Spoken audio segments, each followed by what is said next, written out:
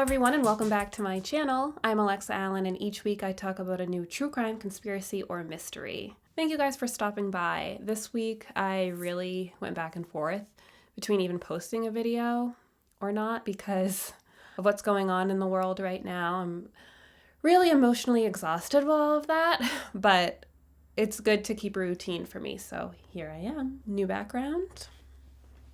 You like? Okay, so if you saw this week's title and you were like, what? I'm right there with you, but listen. This theory is kind of out there and I really haven't heard a lot about it until recently. And I'm not sure that I fully buy this whole conspiracy, but it is very interesting and it does make one think. But let's get right into it. So the Nazis, they were always in search of advanced technology to gain power, and they even turned to the occult to gain knowledge and power as well. They would even go on expeditions and search for ancient artifacts that would support their narrative. And part of that narrative was Hitler's belief that the Germans were, well, his Germans, were descendants of this ancient Aryan race. And a major influence for this belief that Hitler had was a book called The Secret Doctrine by Madame Helena Blavatsky. In her book, she discussed the origins of mankind. She believed that there were different ages of mankind rising and falling, and each time there would be a different race. And according to her, these civilizations all no longer exist at all. Even where they lived is just completely gone. For example, the island of Atlantis. In her book, she talked about the people of Atlantis and how they were these giants with psychic powers. And according to her, the Aryan race were descendants of the people from Atlantis. And the human race that's on Earth now are descendants of the Aryan race. But Hitler took that and ran with it. He took it a step further and said that his people specifically were descendants of that Aryan race. Hitler was also captured by the theory that there was a hollow Earth and a whole different civilization living inside the Earth. And he thought that possibly could be his beloved Aryan race. So in 1936, Hitler makes this 4-year plan to have the country of Germany prepared for war by 1940. And he introduced German's fat plan. The goal was to find sources of fat and oil that German could harvest independently. At the time, they were getting their whale oil from Norway, and they didn't want to have any ties to them or be dependent on them in wartime. So the Nazis found out that in Antarctica there was some unclaimed land, and they decided to head an expedition there in 1938. So a group of them went down to Antarctica and they claimed this new land and they called it New Swabia. So not a lot really became of that expedition in Antarctica. And a lot of people believe that when the Nazis went down there, they actually built an underground base. Now you have to remember that the Nazis absolutely had the best of the best working for them.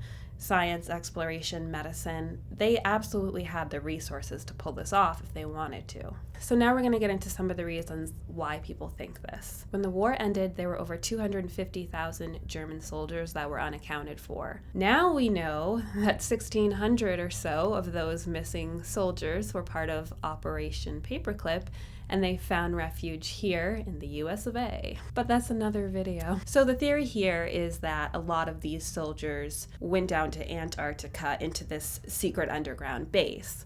A lot of the Nazis were sighted in Argentina after the war, and at the time there were a lot of Nazis in Argentina and a lot of Nazi sympathizers. And if you want to get to Antarctica, Argentina would be the jumping off point.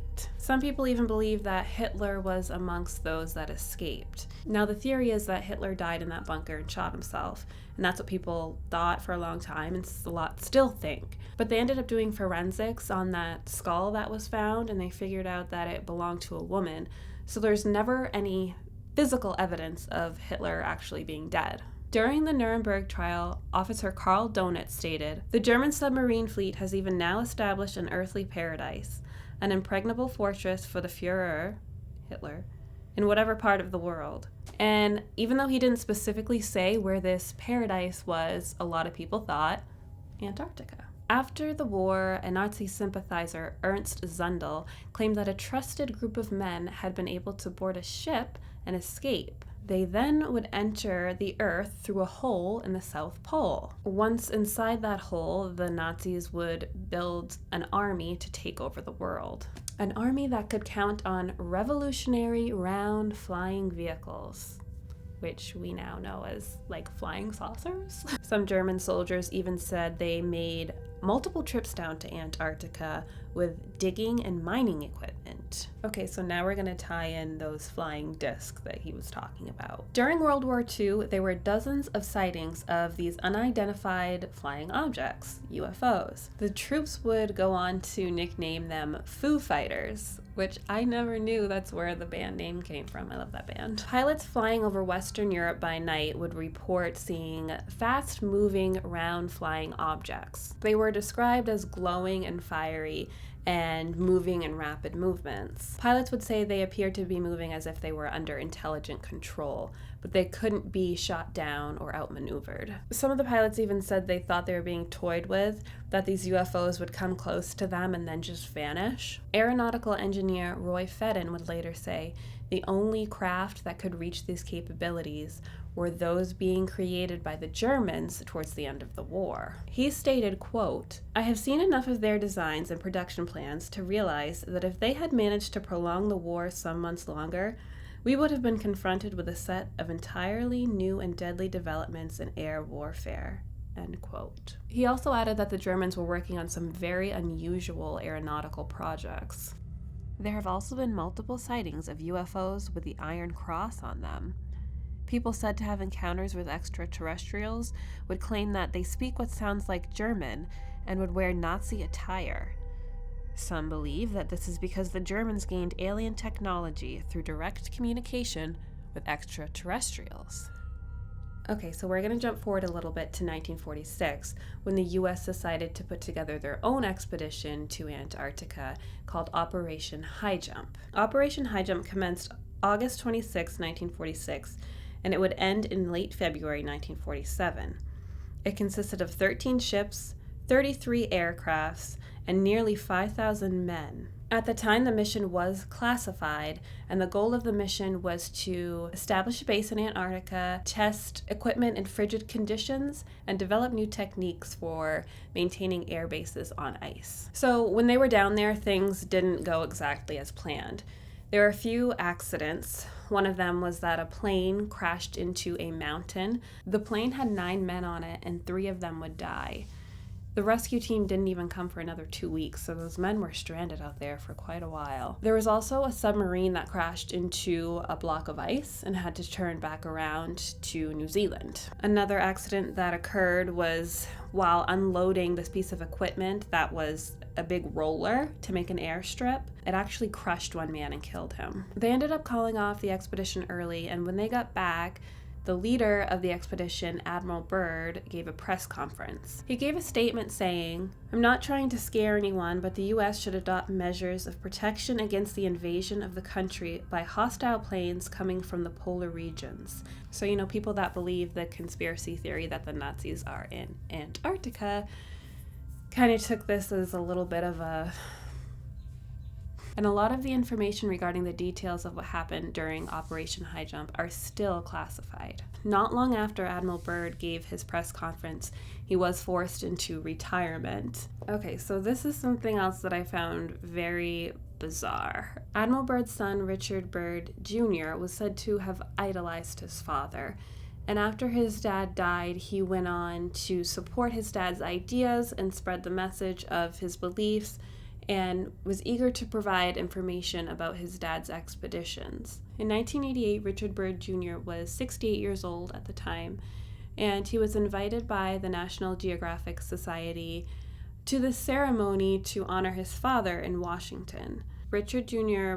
boarded the train in Massachusetts down to DC and went missing. He was later found in an abandoned warehouse in Maryland, and when the police found him, they thought he was a homeless person because he was filthy and had just a shirt and pants on and one shoe, and they would find out that he died of malnutrition and dehydration. Richard Byrd Jr. was a member of a prominent Massachusetts family, and he was a graduate of Harvard, and he was a naval officer, and this didn't make sense.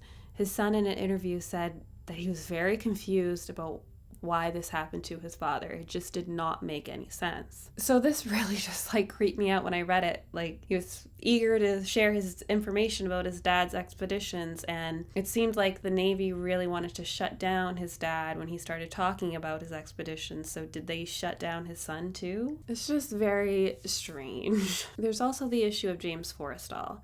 He was the United States Secretary of Defense, and he created the plans for Operation High Jump. Later in his career, he had sort of a mental break, and there's a lot of conspiracy revolving around what happened to him, and that's a whole other video I could do. Basically, he was fired from his position by Truman, and shortly after had a mental break, and then he was sent by the government to an institution, which didn't make a whole lot of sense because he was already let go of his position. He was said to just have been diagnosed with like severe depression, and he was talking about the ongoings of Operation High Jump and started talking about UFOs and Nazis, and they barred any visitors from seeing him, including his wife, and shortly after that he jumped out the window of his room and died. So there's a lot of like, what the hell going on with that? In 2016, these pictures started circulating the internet when they were spotted on Google Earth. People believe they appear to be pyramids. You can kind of see the four sides. Scientists say that this is because of erosion, but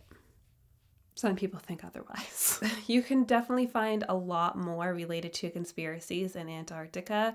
I mean, originally I wanted to do this video like on just Antarctica conspiracy theories, and then I realized there was so much.